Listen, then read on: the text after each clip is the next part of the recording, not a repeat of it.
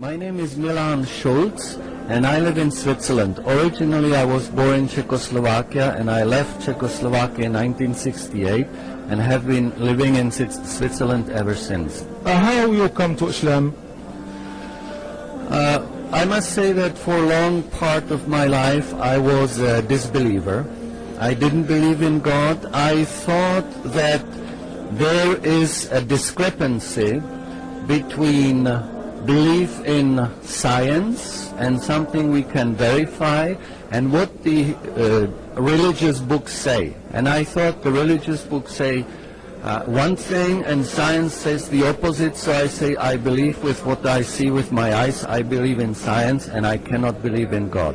But then I have come to the conclusion that all of the natural laws and all of the scientific laws fit together so perfectly in the universe that universe couldn't have happened by chance, that there must be a creator.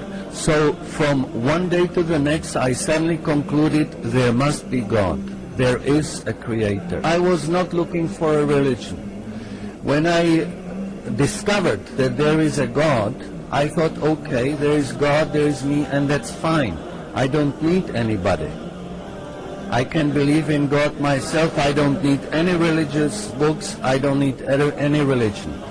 I thought the Jews are wrong because many are exclusionary. They say we are chosen and God is for us Jews. I thought Christians say this is one and I see three, so I say this is nonsense. And I had a very bad image and impression of Islam. So I thought, well, the religion I know about are all wrong.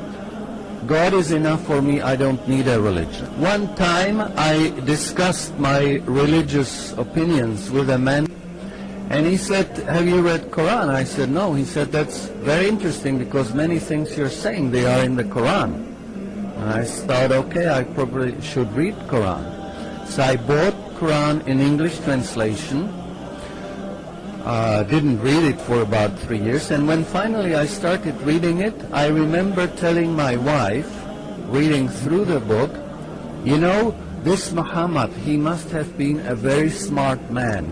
It is so logical, so easy, and there are no contradictions in it. But then as I was reading more, I suddenly saw some scientific facts, and I said, wait a minute, this was not known until 50 years ago. Muhammad couldn't know this, so Quran is not from Muhammad. Quran must be from God.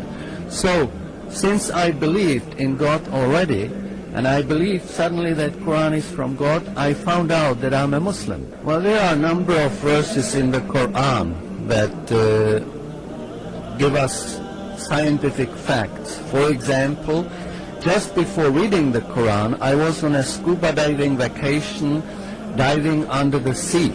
And I knew that when you go under the sea, as the various wavelengths of light, they come in different colors. As you descend, the wavelength suddenly disappears and it becomes darker and darker and darker. And these are very clear distinctions.